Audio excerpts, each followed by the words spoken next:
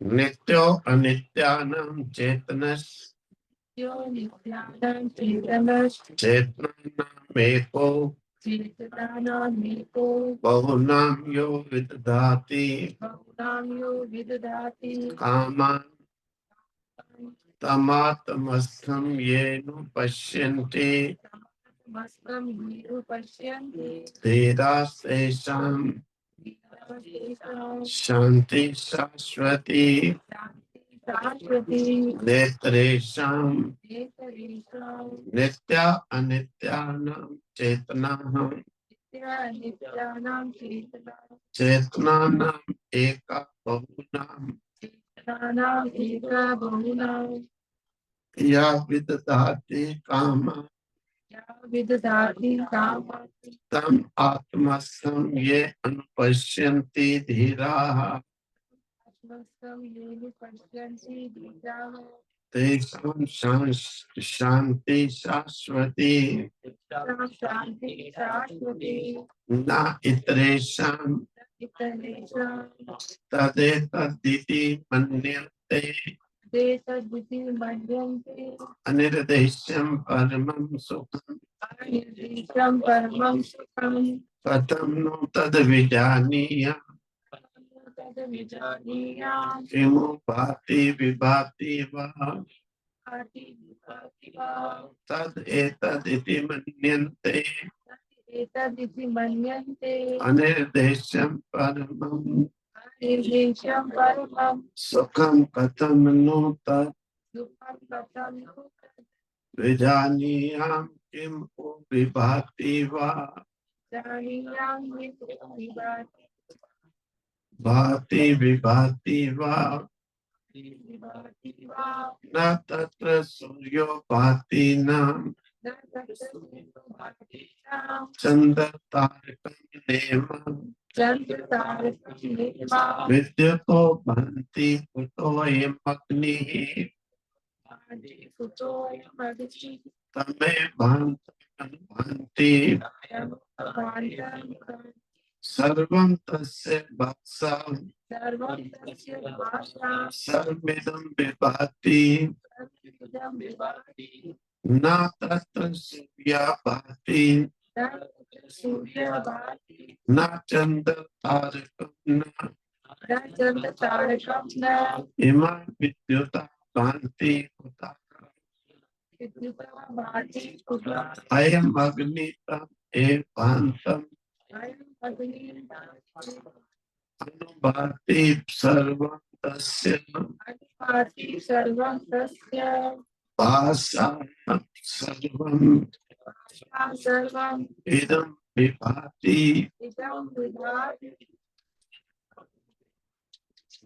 तो कहते हैं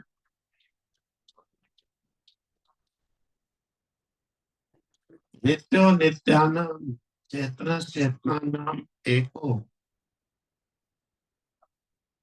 नित्या अनित्यानां अनित्य वस्तु में जो नित्य है अनित्य वस्तु में जो नित्य है चेतना चेतना नाम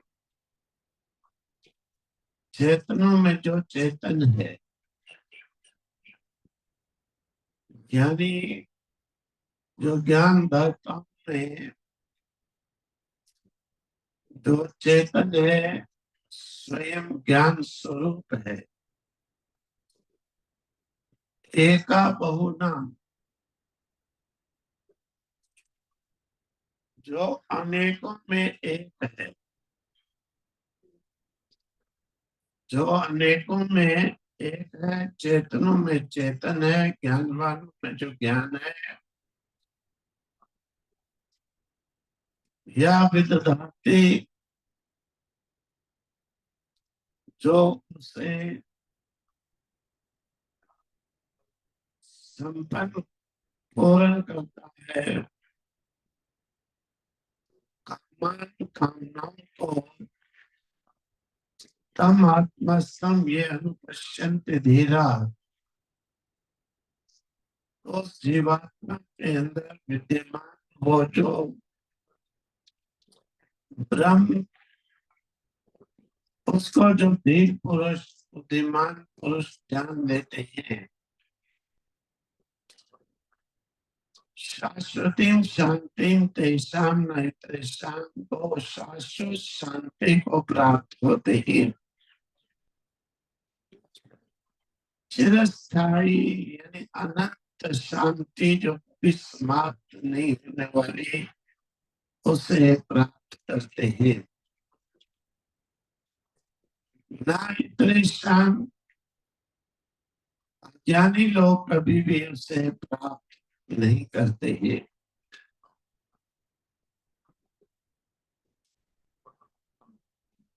मृत्यु में वही एकमात्र नित्य है। नित्यों का वर्णन करने में जो नित्य है,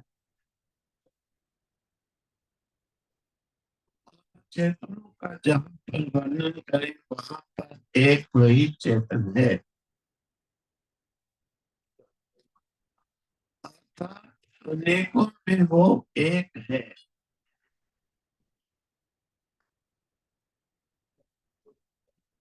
जहाँ पर भिन्नता संसार की वर्णन की जाती है,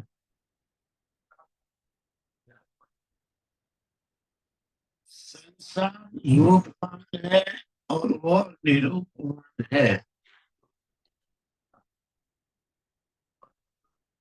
रूपों में अनेकता है, निरूपों में एकता है।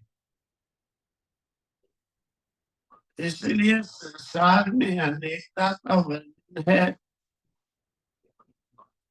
परंतु उस अनेक संसार में वो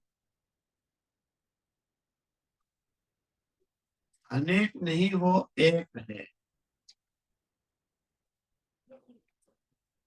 जो भी संसार की कामनाएं हैं, ये संसार की सब कामनाएं जो है उसकी रचना है।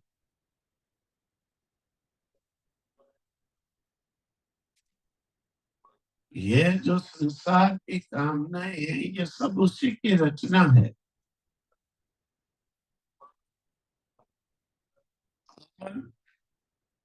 और उसका वास, कहते हैं, आत्मा के भीतर अंतरंग कहा गया है।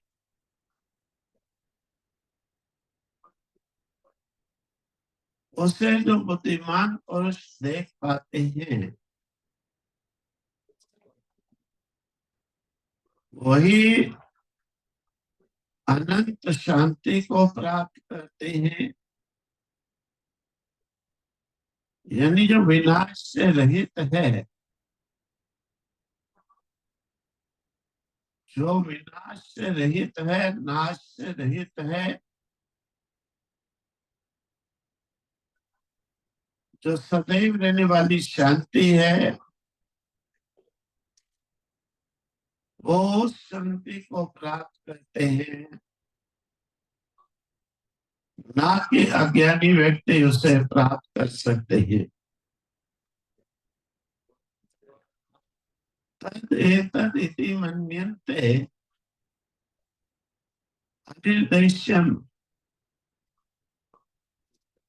तद एतद, तो वह इसको ऐसे मन्यन्ते मानते हैं, जानते हैं। अनिर्देशन, जिसका निर्देश बताना हो, उसे निर्देश्य कहते हैं। और जिसका निर्देश ना हो, उसे अनिर्देश्य कहते हैं। उसे अनिर्देश्य कहते हैं कि जिसका निर्देश बताया ना जा सके, यानी संकेत करके जिसके लिए कथन न किया जा सके। परम सुखम, ऐसा जो परम सुख है, यानी सबसे श्रेष्ठ, जिसका कभी नाश नहीं होने वाला हो, ऐसा जो सुख है,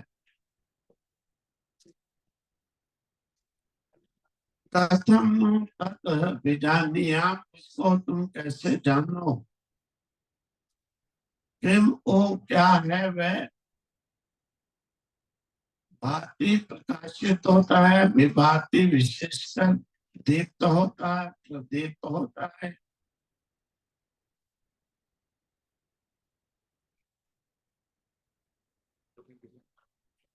अर्थात उस परमात्मा का, ब्रह्म का निर्देश नहीं किया जा सकता कि ये वस्तु की भांति कि ये ब्रह्म है। जैसे कोई वस्तु है उसके लिए हम कहते हैं ये वो वृक्ष है। वृक्ष के लिए हम लोग निर्देश कर सकते हैं कि ये वृक्ष है। इस प्रकार से उस ब्रह्म के लिए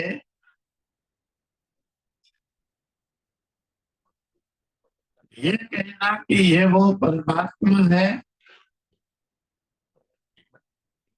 निर्देश करके कथन नहीं हो सकता, इसीलिए उसे कहा अनिर्देश।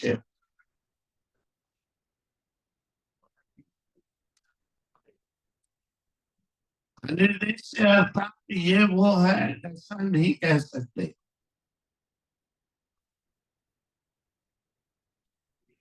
तो फिर उसके लिए कैसे वर्क करेंगे, कहते हैं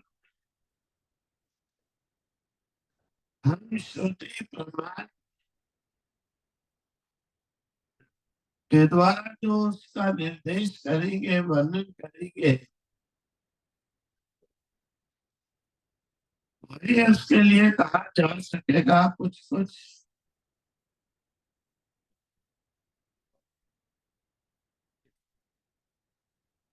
के प्रमाणों के द्वारा, श्रुतियों के न्यायों के द्वारा उसका वर्णन करते करते उसके और पहुंचेंगे।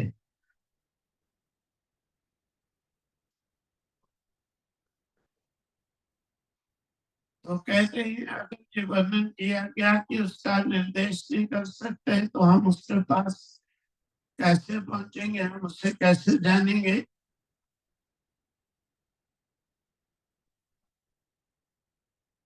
कहते हैं लक्षणा के द्वारा, प्रमाणों के द्वारा,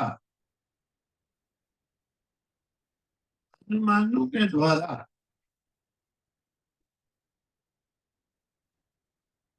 हम उसका वर्णन करते जाएंगे। इस प्रकार से प्रमाणों के द्वारा, लक्षण के द्वारा, अनुमानों के द्वारा जो उसका वर्णन करके मनन करना है, चिंतन करना है, जितना वर्णन करो उतना ही उसके निकट जाते जाओगे। जितना प्रमाणों से प्रमाणित करो उतना ही उसके निकट पहुंच जाओगे।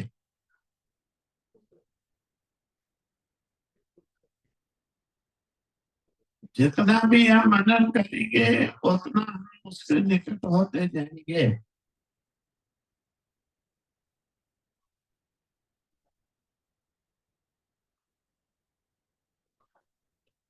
कहते हैं वह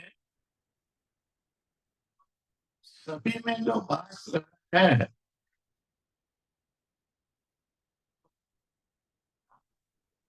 वह सब कुछ तो वही है।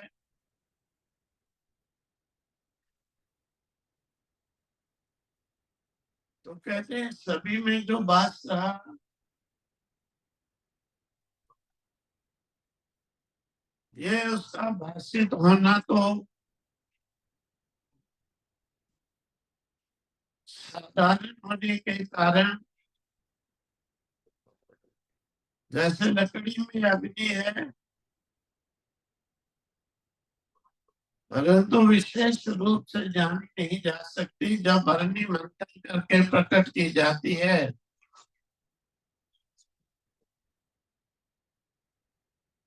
तो विशेष रूप से अग्नि जब अलग प्रकट होती है तब हम उसे जान पाते हैं कि ये अग्नि है। साधारण प्रयास से लकड़ियों में रहने पर सब उसकी पहचान नहीं कर सकते। इसी प्रकार से ब्रह्मांड से जब हम अग्नि मंथन करके प्रकट करते हैं तो हम मानेंगे कि इसमें अग्नि थी।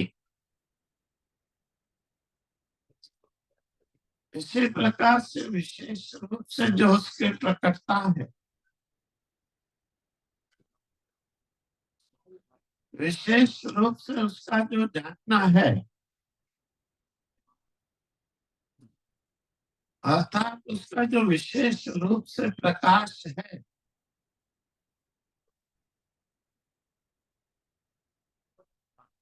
वो भाषित होना चाहिए। तो कहते हैं प्रमाणों के द्वारा, अनुमान के द्वारा,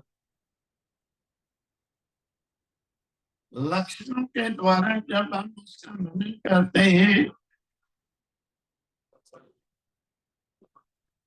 जैसे अग्नि मंथन में हम दो लकड़ियों को आपस में रगड़ते ही अग्नि विशेष रूप से भाषित होती है। साधारण तरह से लकड़ियों में रहने पर उनको जलाती नहीं, लेकिन विशेष रूप से प्रकट होने पर लकड़ियों को जला देती।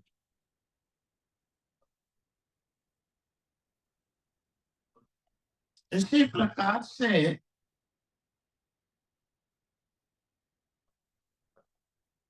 विशेष रूप से प्रकट होने पर उसका कार्य होगा। साधारण दया से सब में रहने पर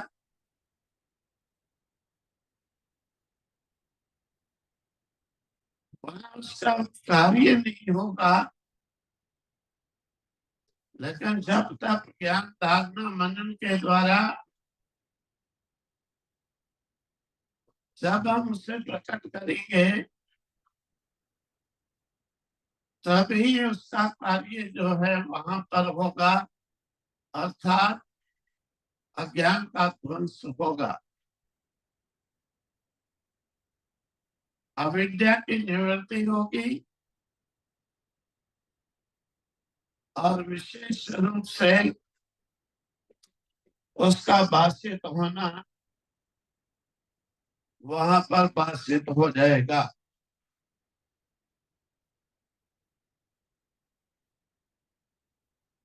ओम तत्सत, ओम तत्सत, ओम।